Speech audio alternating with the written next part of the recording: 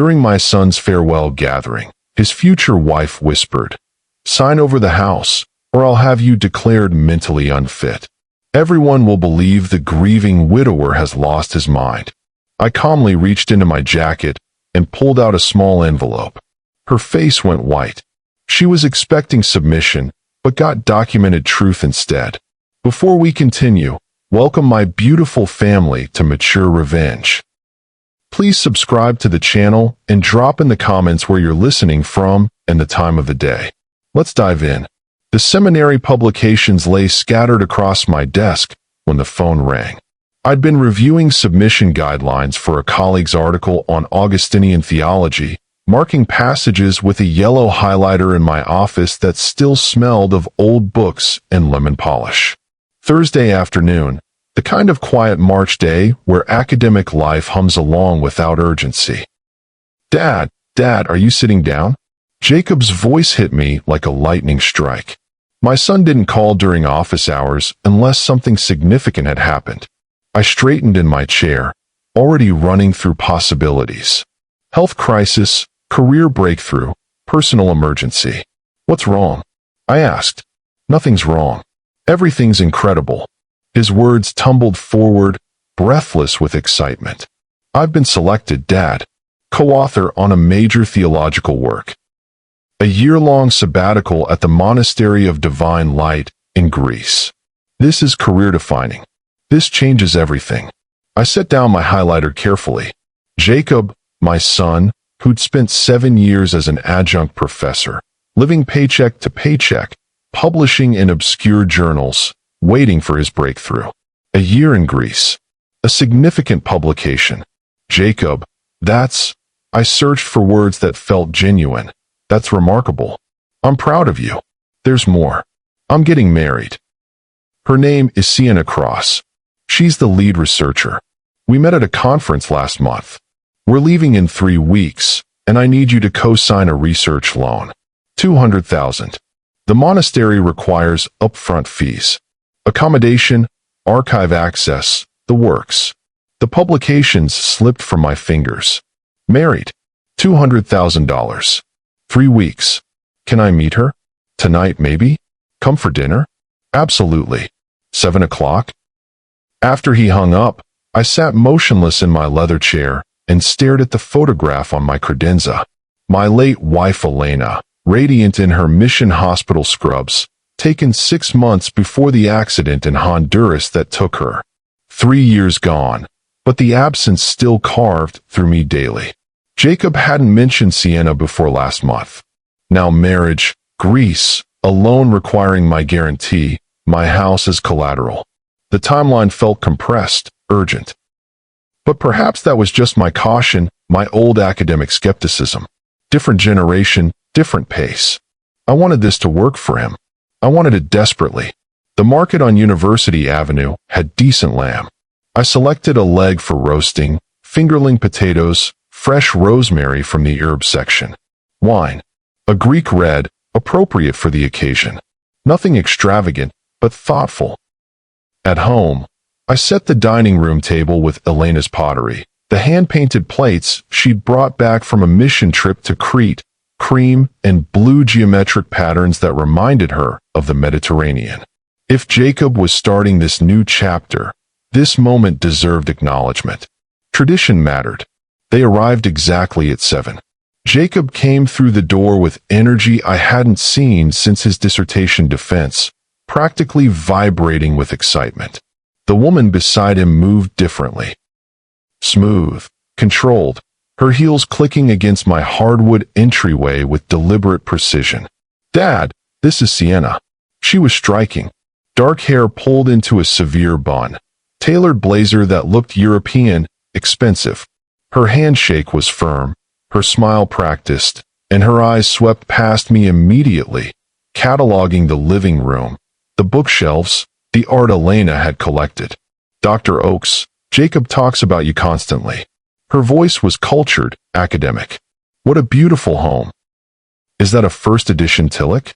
She'd moved to my bookshelf without invitation, phone already in her hand. "Do you mind if I photograph a few of these?" I'm documenting theological libraries for my research. Before I could respond, she was snapping pictures of the shelves, the desk in the corner, the framed degrees on the wall. Sienna's research focuses on institutional memory in religious communities, Jacob said quickly. She's fascinated by how scholars curate personal collections. I'm sure she is, I said, heading toward the kitchen, grateful for the excuse to move. Something in the way she'd said personal collections hadn't sounded like academic interest. It sounded like inventory assessment. Dinner started pleasantly enough. Jacob asked about my spring semester courses, updated me on his own teaching load, but Sienna guided the conversation with surgical precision. A theology chair must come with substantial compensation, she said, cutting her lamb with small, precise movements. Especially after 40 years. What does emeritus status provide? Pension, continued salary? I kept my voice light, professional. The university has been generous. I'm comfortable. Of course, but you must have significant assets. This neighborhood, the house, your published works. She gestured with her fork. Jacob mentioned you own the property outright. No mortgage. Dad paid it off years ago, Jacob said, focused on his plate. He and Mom were very careful with money. Financial prudence is so rare, Sienna said. Her hand covered Jacob's on the table, possessive. We'll need that wisdom. The monastery requires careful planning. Housing, research materials, travel between Athens and the island. The costs accumulate quickly. The implications settled over the table like cold mist. Jacob finally spoke. We're still finalizing the budget, Dad. The loan covers most of it, but there are additional expenses. Sienna's doctoral committee requires certain standards. Standards are expensive, Sienna said, smile widening. But Jacob tells me you're very supportive of his career. That's rare in academic families. Most parents don't understand the sacrifices scholarship requires. I took a long drink of water, buying time. Every instinct I'd honed over 4 decades in academia was firing warnings. These weren't casual dinner questions. She was establishing needs, testing responses, calculating financial capacity. The rest of the meal passed in similar fashion. Sienna commented on the pottery, then asked what Elena's full collection was worth. She mentioned her student loans, then wondered aloud how academic families handled estate planning. She complimented the house, then noted how much maintenance older homes required, how selling might provide liquid capital for family investments. Jacob barely spoke. When he did, it was to soften her edges. What Sienna means is, or she's just excited about the opportunity. When they finally left around 10:30, Sienna hugged me at the door, leaning in close, her perfume medicinal and sharp. Thank you for being so understanding, she whispered. Jacob talks about your generosity constantly. We're fortunate to have your support. Jacob's hug was quick, distracted. He seemed eager to leave. I stood in the doorway watching their taillights disappear down the street. Sienna's head was already bent over her phone, illuminated by the screen's glow. Inside, I cleared the table slowly, washing Elena's pottery by hand though the dishwasher would have been easier. My hands moved through the routine while my mind replayed the evening. The way Sienna photographed my home without asking permission. The pointed questions about assets, about the property, about my generosity. Jacob's silence, his hunched posture, the way he avoided meeting my eyes. I told myself it was nerves, pre-departure anxiety. But my gut, the same instinct that had saved me from disastrous departmental politics, from bad academic partnerships, from deals that looked perfect on paper but felt wrong, was screaming. Something about her eyes when she looked around my home. She wasn't seeing the space where her future father-in-law lived, where her husband's childhood memories resided. She was doing mathematics. I woke at 6 Friday morning after 3 hours of fractured sleep. Every time I drifted off, I saw Sienna's face across my dining table, heard her voice asking about assets and estate planning. The coffee maker gurgled while I sat at the kitchen table staring at the chairs where they'd sat 12 hours earlier. The details wouldn't leave me alone. The way she'd held her phone when photographing the bookshelves, not like someone admiring scholarship, but like someone cataloging value. Her questions hadn't been conversational. They'd been reconnaissance. And Jacob's expression, that hollow, defensive look I'd seen before, 2 years ago, when Marcus had controlled every aspect of his life, tried to isolate him from the department, from me. History repeating while I watched. By 10, I was in my office at the university, but the student papers sat ignored on my desk. I opened LinkedIn on my computer and typed Sienna Cross, religious studies into the search bar. Her profile appeared, polished and professional. Doctoral candidate at Westridge Institute. Photos of her at academic conferences, smiling beside other scholars. Glowing recommendations from advisors. Everything looked legitimate. I scrolled deeper. Older posts, comment sections on conference photos, tags from other users. Patterns emerged. 2 years ago, a photo at an expensive Athens restaurant. Research trip with my generous benefactor. 3 years ago, photos at exclusive academic retreats with different men in each one, always older, always established professors. Comments from someone named Petra kept appearing. Another wealthy one, lucky you. And another, does this one have tenure? Another wealthy one. Not another brilliant scholar or another great mentor.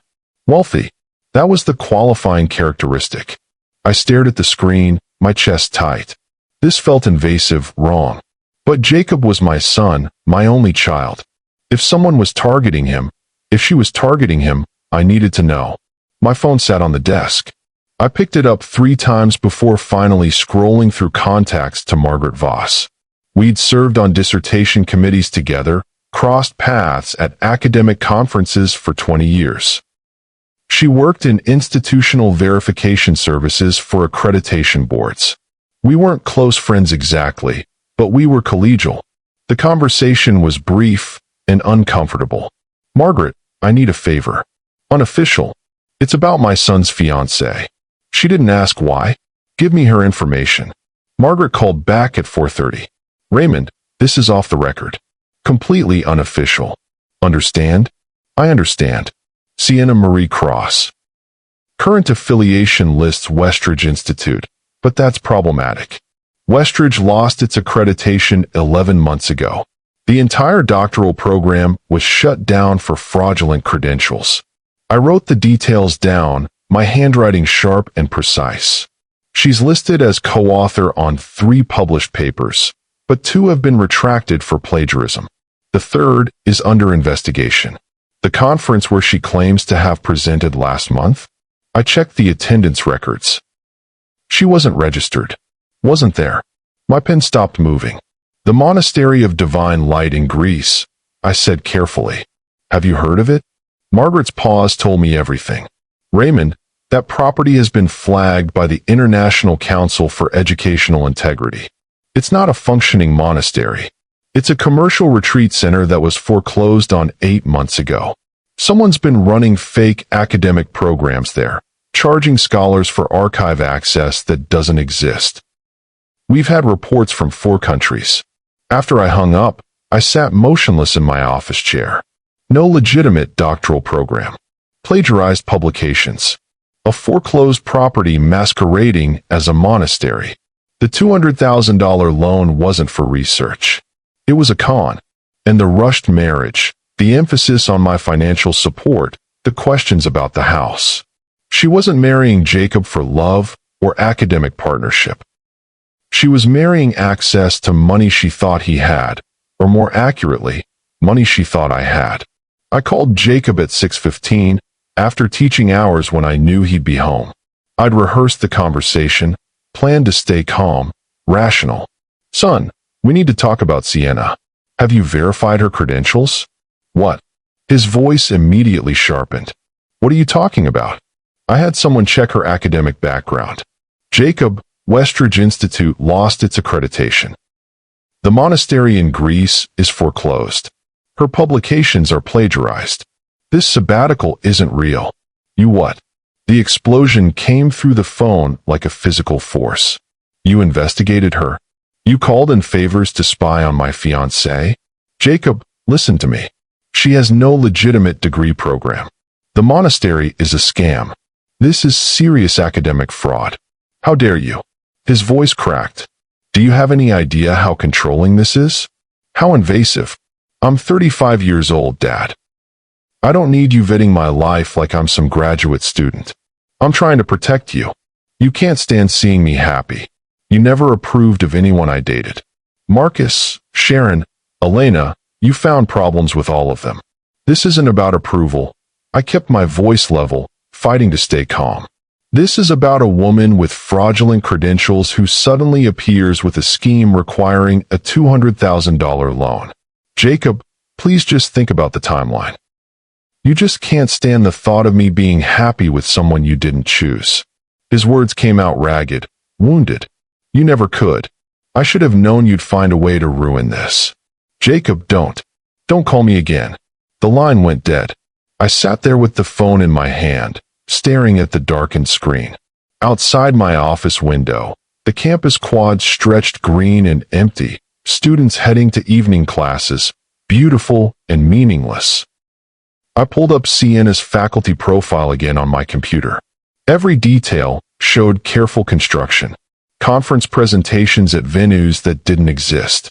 Publications in journals that had retracted her work. Recommendations from advisors at a defunct institution. None of it matched reality. None of it made sense unless someone else was deceived, or unless she was hunting for someone who would finance her schemes. The monastery property could be real or manufactured. The rushed marriage ensured minimal time for questions.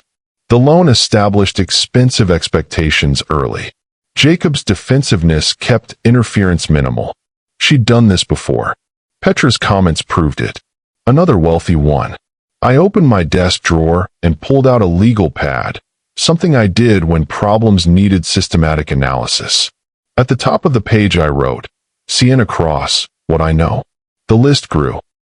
Westridge accreditation loss, plagiarized publications, fake conferences, the foreclosed monastery, every pointed question from last night's dinner. When I finished, 3 pages were covered in notes. Jacob wouldn't listen. That was clear. He'd chosen his side, and it wasn't mine. Which meant I had 3 weeks before they left for Greece. 3 weeks to find proof she was targeting him. 3 weeks to stop this before she destroyed my son. I clicked back to her faculty profile, studying each credential with new eyes. Somewhere in this carefully curated performance was the truth. Somewhere was evidence. I just had to find it. A week had passed since Jacob hung up on me. 7 days of silence that felt like years. I'd left voicemails, 6 of them. The first 2 were calm, rational explanations of the accreditation issues. By the 4th, I was pleading. By the 6th, I stopped trying to sound composed. None were returned. Thursday afternoon, I drove past Jacob's apartment near campus. Sienna's silver Audi sat in his parking spot like a territorial marker. I circled the block twice before forcing myself to leave. Margaret called Wednesday with more information, her voice reluctant. Raymond, I shouldn't tell you this, but Jacob withdrew his entire retirement account. $42,000, gone. Tax penalties alone will devastate him. That's not all. He took out the loan. $200,000 at 19% interest. The money transferred to an account in Sienna's name only. I sat in my office holding the phone long after Margaret hung up. $242,000. Jacob's entire financial safety net, plus debt that would take decades to clear, for a sabbatical at a property that didn't function, with a woman whose credentials were fabricated.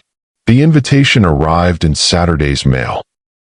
Heavy cardstock, elegant calligraphy, my name in graceful script. You are invited to celebrate the departure of Jacob Oakes and Sienna Cross as they begin their scholarly journey.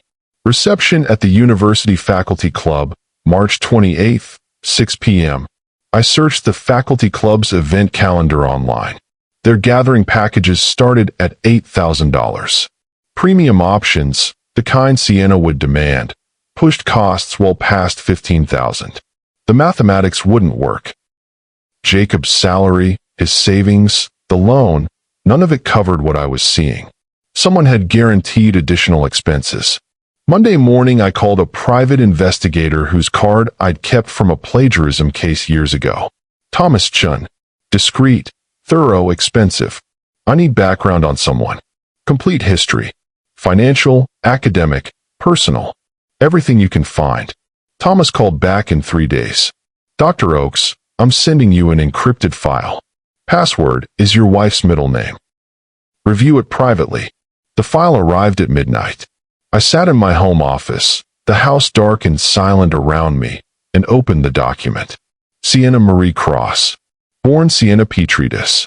Previous names, Sienna Marcos, Sienna Christou. 3 identities. 3 separate academic scams. 2019, Germany.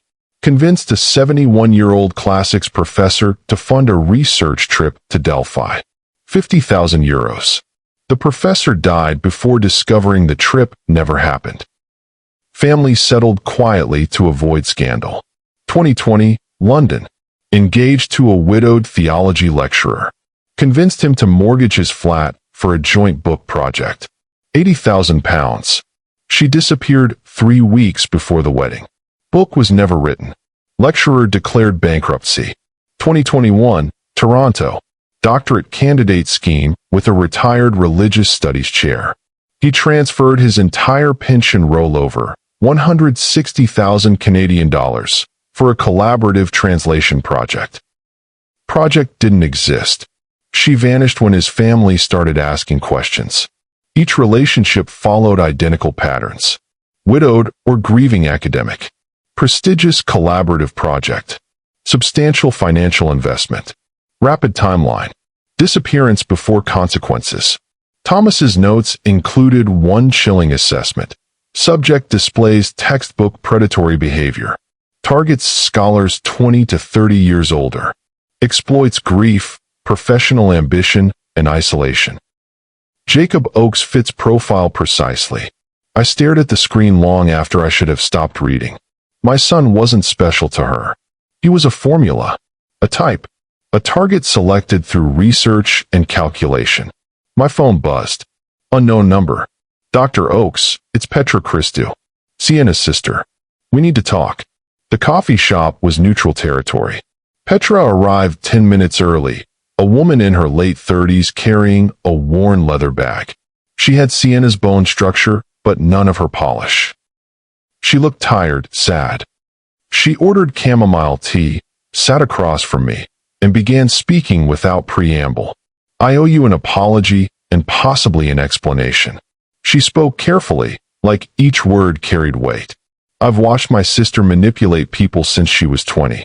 Professors, colleagues, family members. She stole $18,000 from our mother's medical fund 3 years ago. Mama needed cancer treatment. Sienna used it for a trip to Santorini with a man she was targeting. Her voice didn't waver. She's done this before. Other academics. I didn't know details until recently, but I knew the pattern. She'd date someone established, scholarly. The relationship would end abruptly. Suddenly she'd have money, new credentials, expensive trips. Why are you telling me this? I asked. Because you tried to protect your son, and he rejected you for it. Her eyes met mine. I know that pain. Sienna pushed our family away years ago. The only time she contacts us is when she needs an alibi or money. She paused. And because she's planning something else. I saw her email correspondence with a lawyer. She left her computer open at my mother's house last week. Petra pulled out her phone, showed me screenshots. The email thread between Sienna and a Greek attorney read like a criminal playbook. Sienna, once we're in Greece, I need you to prepare guardianship documents. Jacob's father is elderly, shows signs of cognitive decline. If he becomes incapacitated, Jacob as only child gains control of assets. If Jacob and I are married, I control Jacob's decisions. Attorney, this requires medical documentation. Sienna, I'll provide it. American doctors are easy to deceive with the right symptoms described. Dementia, paranoia, delusions. I'll say the father has been erratic, invasive, obsessive. The investigation of my background proves his instability. I read it twice, feeling cold fury crystallize. Petra continued. There's more. Banking documents where Sienna discusses transferring your house into a trust Jacob controls, then having him sign power of attorney to her. You'd lose everything, and Jacob wouldn't even know until it's done. Over the next 2 weeks, Petra and I met 4 more times. Initially to discuss strategy, share information, plan intervention. But the conversations drifted. Books we both loved. The weight of family betrayal. The loneliness of watching someone you love be destroyed by someone else you love. I noticed Petra's quiet intelligence, her careful ethics, the way she carried guilt that wasn't hers. She noticed my restraint, my grief for Elena mixed with fear for Jacob, the way I still wore my wedding ring. Neither of us named what was happening, but something was forming. Recognition, comfort in shared damage. Friday afternoon, Petra emailed me a file, Sienna's operational spreadsheet. I found it in her cloud storage. Password was Scholars. I opened it, felt my blood pressure spike. Column headers, name, age, net worth estimate, vulnerabilities, timeline, expected yield. Jacob Oakes, 35, 50,000 salary, but father owns property worth 800,000 plus. Father, widower, isolated, guilt about wife's death, desperate to support son's career. Timeline, 6 to 8 months. Expected yield, 400,000 minimum. 7 other names were listed above Jacob's, dates going back to 2018. Most had notes. Completed, £80,000. Completed, €50,000. Failed, family interfered. Failed, became suspicious. I forwarded the file to Thomas immediately. This wasn't just evidence. It was a confession. Petra and I met at the coffee shop again Friday evening. I slid my laptop across the table, showed her Thomas's response. This changes everything. We can pursue fraud charges internationally. But we need to be strategic about when we reveal this. Timing matters. Petra nodded slowly. What's the goal? Protecting Jacob or punishing Sienna? I considered the question. Both. But protecting Jacob comes first, even if he hates me for it. Petra's hand rested briefly on the table near mine, not quite touching. Then we do this carefully. Together. The word together sat between us, meaning more than strategy. The departure reception was scheduled for tomorrow. 24 hours before they left for Greece. I'd received Thomas's final report that morning. Everything we needed. Sienna's previous victims willing to testify. The German professor's family ready to speak. The London lecturer's bankruptcy records. The Toronto chair's police report. Margaret had provided academic fraud documentation. Petra had given family testimony. The spreadsheet provided motive and pattern. I sat in my home office that evening, surrounded by evidence files. My phone showed the reception timeline. 6 o'clock, faculty club, 50 guests, speeches planned. Jacob's life was about to implode. No sabbatical, no monastery, no legitimate scholarship. Just debt and humiliation, and a woman who'd calculated his destruction. My intervention was supposed to protect Jacob. But what if exposing Sienna publicly destroyed what little remained of my relationship with my son? I drove to Petra's apartment without calling ahead. She opened the door, saw my face, pulled me inside without questions. We sat on her couch while I voiced the doubts. What if I'm wrong about the method? Private intervention might be kinder. Public exposure will devastate him. Petra listened completely before responding. Sienna destroyed 3 men's lives before Jacob. You have proof she blackmailed them, stole from them, used their grief as a weapon. What were your options? Pay her? Let her take everything? Watch her disappear with Jacob's future? She touched my face gently. Jacob made his choices. You gave him information. He rejected it. You can't protect someone from themselves forever. Her voice firmed. You're not cruel, Raymond. You're not vindictive. You're a father watching his son make terrible decisions and doing the only thing you can. Building a record so when Jacob finally opens his eyes, there's proof. The truth doesn't stop being true because it's painful. The university faculty club rose from the campus center like a monument to tradition, all stone columns and leaded glass windows. I arrived at 5:30, watching faculty members stream in, dressed in academic finery, carrying wine bottles and wrapped gifts. I touched my jacket pocket, feeling the USB drive's small weight. Thomas had prepared everything. Video testimony from previous victims. Audio from Petra's recorded conversations where Sienna discussed her schemes. The spreadsheet. The forged credentials. Bank transfer records. Everything loaded onto OneDrive, ready to play through the faculty club's presentation system. Jacob stood near the entrance with Sienna, greeting guests. He'd lost weight. His suit hung loose, and his smile looked strained. When he saw me, his face hardened. Sienna touched his arm possessively, whispered something. They both looked at me, her expression calculating. I walked past them into the reception hall. The room had been transformed. Photographs of Greece lined the walls, monastery images, Aegean sunsets. A banner read, "Congratulations Jacob and Sienna, 1 year of scholarship awaits." Champagne fountain already flowing. Hors d'oeuvres arranged on silver trays. A podium stood at the front, microphone ready for speeches. Through an open door, I saw department colleagues, Jacob's students, university administrators. 50 people gathered to celebrate a fraud. At exactly 6 o'clock, the department chair called everyone to attention. We're here to celebrate an extraordinary opportunity. Jacob Oakes and Sienna Cross embark tomorrow on a year-long research sabbatical that will produce groundbreaking theological work. Applause filled the room. Before dinner, Sienna and Jacob would like to share their plans. Sienna took the microphone. Her smile was radiant, practiced. Thank you all for this incredible support. This year represents everything we've worked toward. The Monastery of Divine Light holds archives that will revolutionize our understanding of Byzantine theology.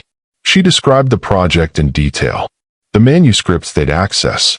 The translations they'd produce. The book that would cement their academic legacies. Every word was fiction, delivered with perfect confidence. Jacob spoke next, his voice emotional. I can't thank my father enough. His support made this possible. Dad, I know we've had differences recently, but your generosity with the loan guarantee changed everything. The room turned toward me, applause building. I stood, walked to the front, and quietly asked the AV technician to connect my USB drive to the system. Dr. Oakes, we have a slideshow prepared. This is more important. Play it now. The screen flickered to life behind me. The room fell silent. Thomas's presentation began with a simple title card, Sienna Cross, a pattern of academic fraud. The first video showed an elderly man, frail but clear-eyed, speaking from what looked like a German library. My name is Professor Ernst Hoffmann. In 2019, I met Sienna Cross at a conference in Munich. She convinced me to fund a research expedition to Delphi.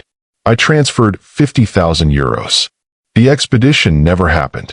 She disappeared. I died not knowing I'd been deceived, but my daughter found the truth. The video cut to a younger woman, Professor Hoffmann's daughter. My father spent his final year believing he'd contributed to scholarship. He died thinking his legacy mattered. Sienna Cross stole that from him. She stole his money and his dignity. Gasps rippled through the reception hall. I watched Sienna's face drain of color. The second video began. A British man, mid-50s, sitting in a sparse apartment. I'm Dr. Andrew Winters from London. Sienna Cross and I were engaged in 2020. She convinced me to mortgage my flat for a collaborative book project. £80,000. I lost everything when she vanished 3 weeks before our wedding. I declared bankruptcy. I lost my home, my position at the university, my reputation. He held up documents, mortgage papers, engagement announcements, bank transfers. She's a predator. She targets grieving academics and destroys them systematically. The third victim appeared on screen. An older woman speaking from a Toronto office. I'm Professor Catherine Liu. In 2021, Sienna Cross convinced my late husband to transfer his entire pension for a translation project. 160,000 Canadian dollars. He was a widower, lonely, eager to contribute to scholarship one final time. The project was fiction. She disappeared the moment the money cleared. The presentation shifted to documents. Sienna's fake credentials from Westridge Institute, with Margaret's official statement about the revoked accreditation.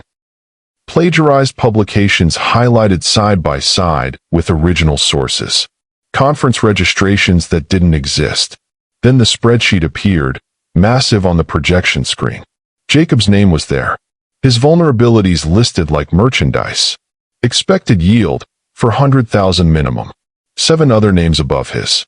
All marked completed or failed. The room erupted.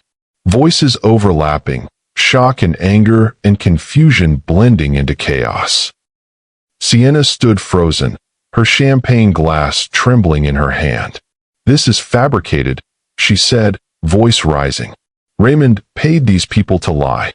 He's obsessed with controlling Jacob. This is revenge because Jacob chose me over him. I stood motionless, let the evidence speak. The presentation continued. Audio began playing. Petra's recorded conversation with Sienna from 2 weeks earlier, Sienna's voice crystal clear through the speakers. Once we're in Greece, Jacob won't have access to anything.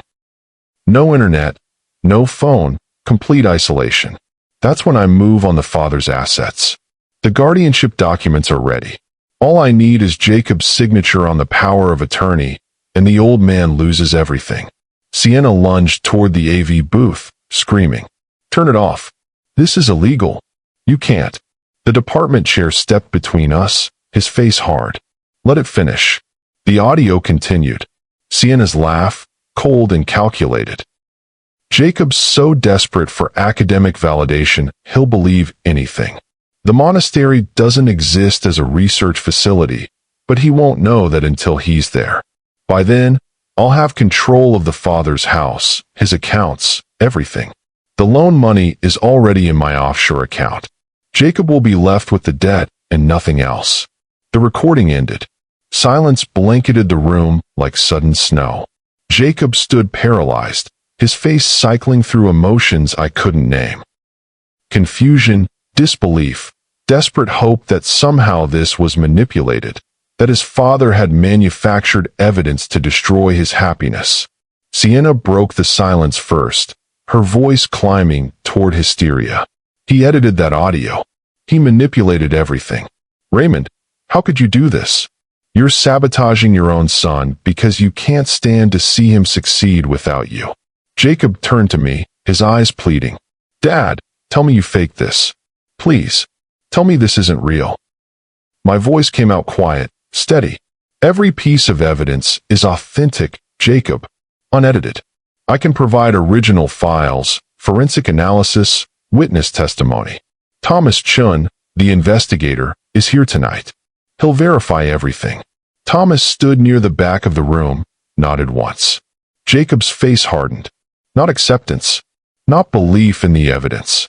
Just a wall slamming down between us. A guest near the front spoke loudly enough to carry. I heard what I heard. That woman planned to steal everything.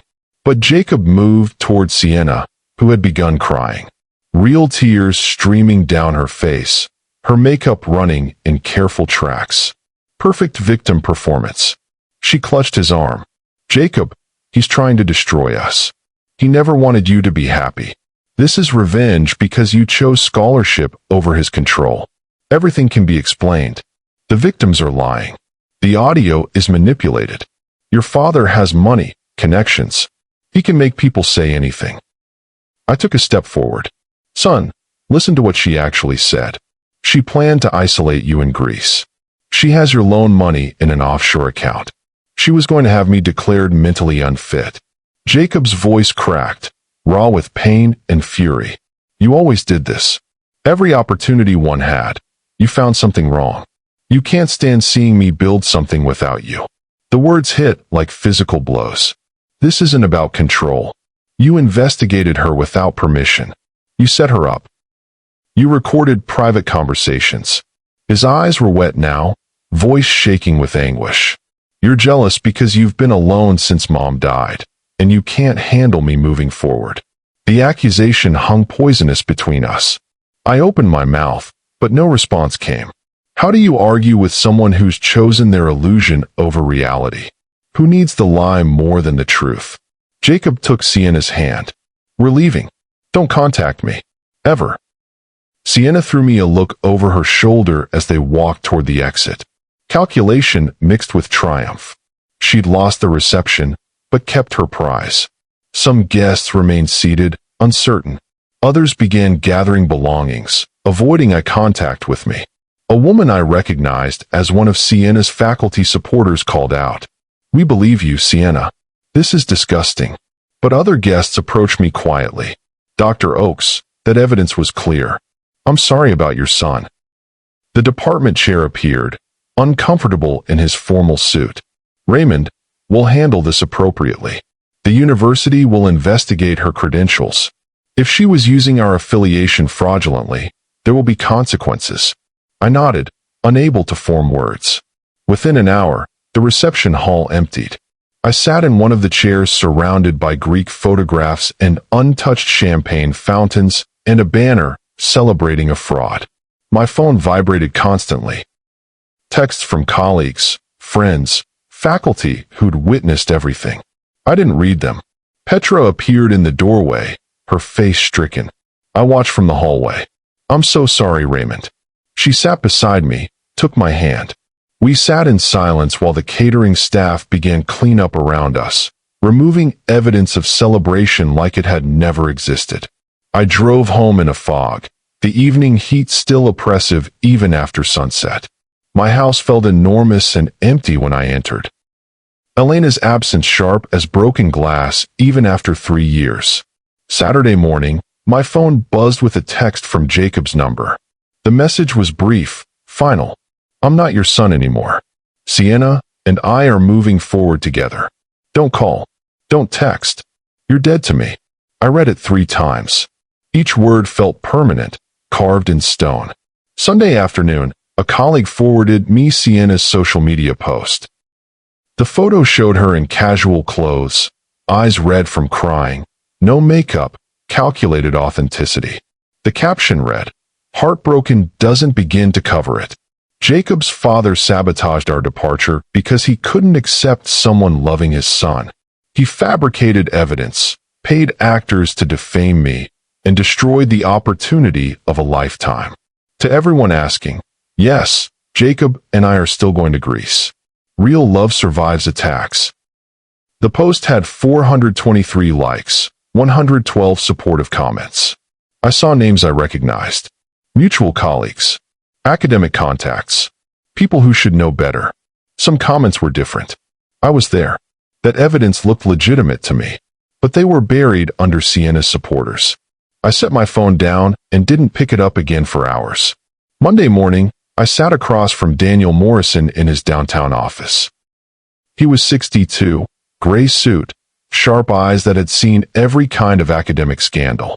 He'd listened to Thomas's full report, reviewed all evidence, and now delivered his assessment. The evidence is overwhelming. Westridge's loss of accreditation is public record. The monastery's foreclosure is documented. Her victims are willing to testify. He paused. But she can still claim defamation. Emotional distress. Argue that you humiliated her publicly to prevent your son's independence. Make your life expensive even if she loses. So she gets away with it. Daniel leaned back. Not necessarily. But you need to be strategic. The university investigation will help. If we can prove she fraudulently used their affiliation, that's institutional fraud. Criminal charges become viable. He slid a card across the desk. International fraud investigator. Works with Interpol on cross-border academic scams. If Sienna's done this in multiple countries, there may be existing warrants or investigations. I pocketed the card. What about Jacob? Daniel's voice softened. Prepare yourself, Raymond. Your son might not come around. Not soon. Maybe not ever. He's invested everything in this illusion. Admitting he was wrong means admitting he destroyed his relationship with you for a lie. That's brutal self-awareness most people can't face. The words landed heavy and true. As I stood to leave, Daniel mentioned almost casually, "One more thing. Thomas found something interesting. Sienna's been communicating with someone in Athens. Not the lawyer from those emails. Someone else. A man named Dimitri Stavris. Real estate developer. They're planning something beyond the fake sabbatical." I sat back down heavily. What kind of planning? Property acquisition. Using Jacob's loan as down payment on a commercial building in Athens. Sienna and Dimitri would be co-owners. Jacob's name isn't on any documents. The cruelty of it, using my son's borrowed money to buy property he'd never own, settled over me like wet concrete. I left the lawyer's office and stepped into harsh spring sunlight. I had evidence, legal documentation, proof of Sienna's manipulation. But Jacob still chose her. The victory felt like ashes. 3 days passed. Jacob and Sienna's departure date came and went. According to social media, they'd left for Greece, posting photos from the Athens airport, smiling and triumphant. Petra called me Thursday evening. "Raymond, I just got a call from my mother in Greece. She lives in Athens. Sienna contacted her, asked to stay at her apartment for a few weeks. Claimed it was to prepare the monastery before Jacob arrived." My blood went cold. Jacob's not with her? No. Mama said Sienna arrived alone. Told her Jacob was finishing paperwork in the US. Would join her in 2 weeks. I pulled up Jacob's social media immediately. His last post was from 3 days ago. The Athens airport photo. Nothing since. I called Jacob's number. Straight to voicemail. I tried his apartment. No answer. I called his department. The secretary said he'd taken a leave of absence. Wasn't expected on campus.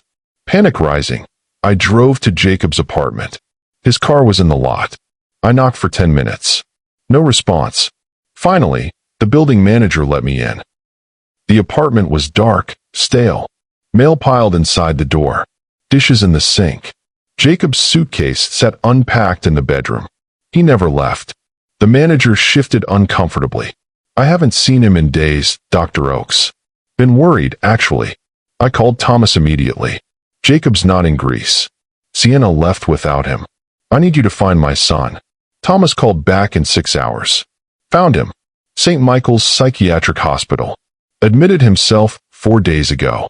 Voluntary hold for severe depression. The hospital was sterile and cold. I found Jacob in a common room, staring out a window. He'd lost more weight. His eyes were hollow. When he saw me, he didn't react. Just turned back to the window. I sat beside him in silence for long minutes. Finally, Jacob spoke, his voice barely audible. "She left without me. Took the money and left." "I know. The monastery called me," he continued, emotionless. "Said they had no record of our reservation. No record of Sienna Cross ever contacting them. When I confronted her, she said you must have called them, sabotaged everything." Tears started sliding down his face. I believed her. I defended her. I chose her over you. And she left anyway. I wanted to say I told you so, wanted to rage at the waste, the destruction. But looking at my broken son, I felt only grief. "Jacob, I'm here. That's all that matters now. I lost everything, Dad. My savings, my retirement, my job. I took out a loan I can't repay. I sued my own father. For someone who was never real." He turned to me finally. "How do I come back from this?" "One day at a time. And you don't do it alone." Jacob's expression crumpled. "I don't deserve your help. After everything I said, everything I did. You're my son. That never changed. Not once." Over the next 2 weeks, I visited Jacob daily. We didn't talk about Sienna at first. Just small things. Books he was reading. The hospital garden. Memories of Elena that made us both smile through tears. His therapist recommended family sessions. We sat in uncomfortable chairs, and Jacob finally spoke the words he'd been holding. I wanted the sabbatical to be real so badly that I ignored every warning sign. You tried to save me, and I called you jealous and controlling. I chose someone who saw me as a transaction over someone who actually loved me. The therapist let the silence sit. I continued gently. You weren't stupid, Jacob. You were manipulated by a professional. She's done this to people far more experienced than you. The shame belongs to her, not you. But I cut you off. I sued you. I said terrible things. And I forgive you. Completely. Jacob broke then, sobbing. Real, ugly, healing tears. When he was released 3 weeks later, he moved into my guest room. Started outpatient therapy. Began the slow work of rebuilding.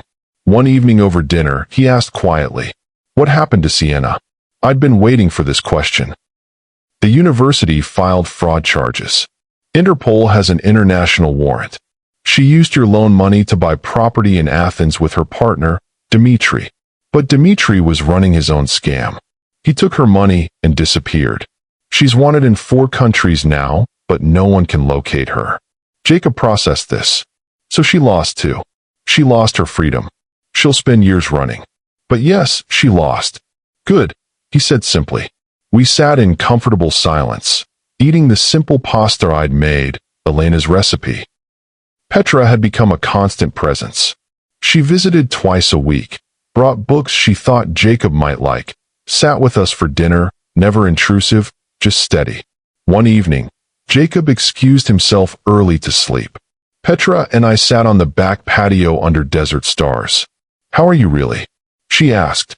I'm watching my son heal. That's enough. She smiled.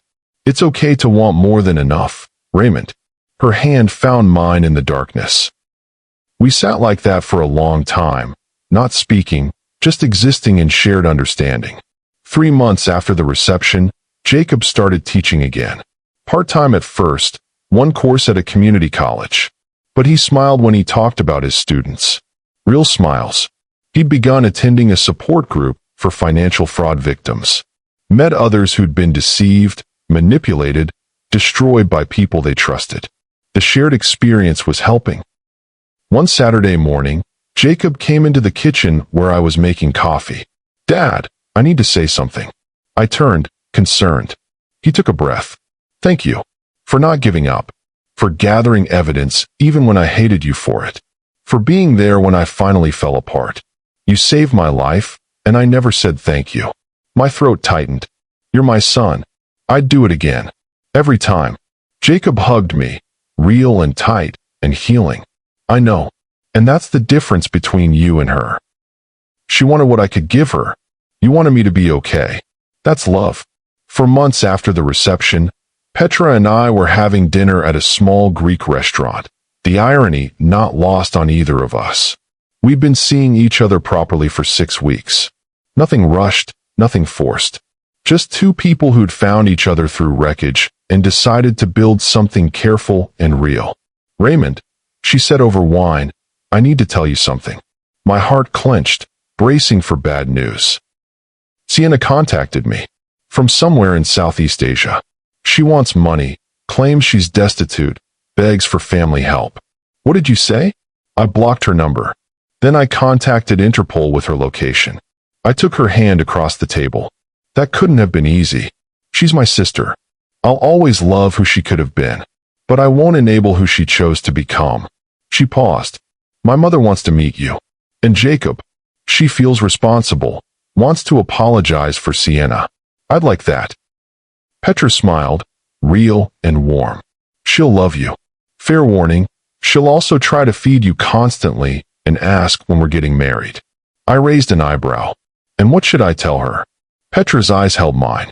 Tell her we're taking it slow. Building something real. And that for the first time in years, we're both happy. I lifted my wine glass. To happiness. Hard-won and real. She touched her glass to mine, and the soft clink sounded like a promise. 6 months after the reception, I hosted a small gathering at my home. 20 close friends, nothing elaborate, everything genuine. Jacob stood beside me, healthy weight returned, clarity back in his eyes, teaching full-time again, slowly rebuilding his financial life, still attending therapy, but laughing again. Petra wore a simple blue dress, her smile radiant. When it was time for toasts, Jacob tapped his glass and stood. "I need to say something." The room quieted. For months, I thought my father was the enemy. Controlling, jealous, trying to sabotage my future. His voice steadied. But the truth is, sometimes the biggest act of love is saying no when everyone else says yes.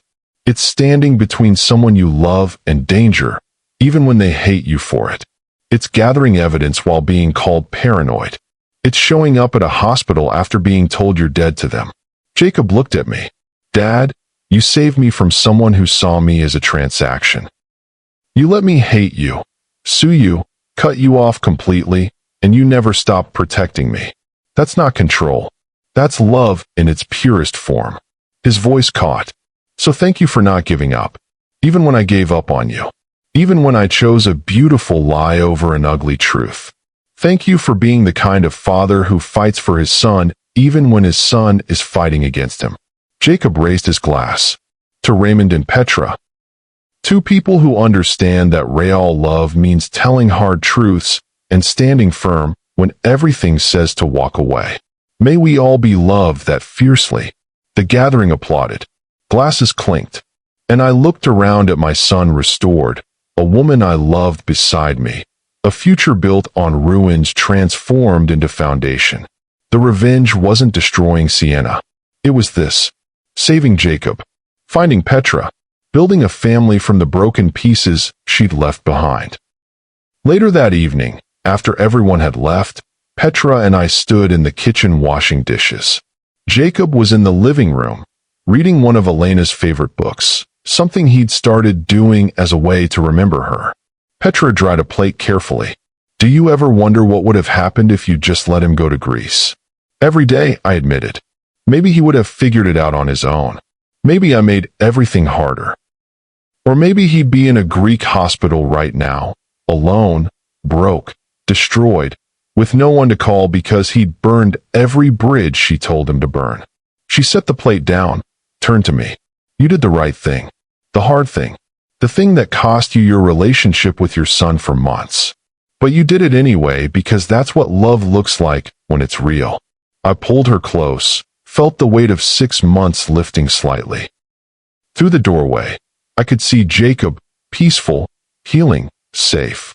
The monastery had been a mirage, the sabbatical a trap, the love a transaction.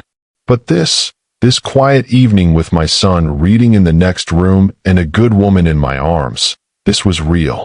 And real, I'd learned, was worth every ugly truth it took to protect. Months later, I received an email from Professor Hoffman's daughter in Germany. "Dr. Oakes, I wanted you to know. Sienna Cross was arrested in Thailand last week. Multiple countries are pursuing extradition. Your evidence was crucial in building the international case. My father's money was never recovered, but knowing she'll face justice brings peace. Thank you for standing up when it mattered." I showed the email to Jacob over breakfast. He read it quietly, then set down his coffee. "Do you feel vindicated?" I thought about it. "No. I feel relieved. She can't hurt anyone else. That's enough." Jacob nodded. "I don't hate her anymore. I feel sorry for her." Living that way, seeing people as targets, never knowing real connection. That's its own prison. The compassion in his voice told me he was healing deeper than I'd realized.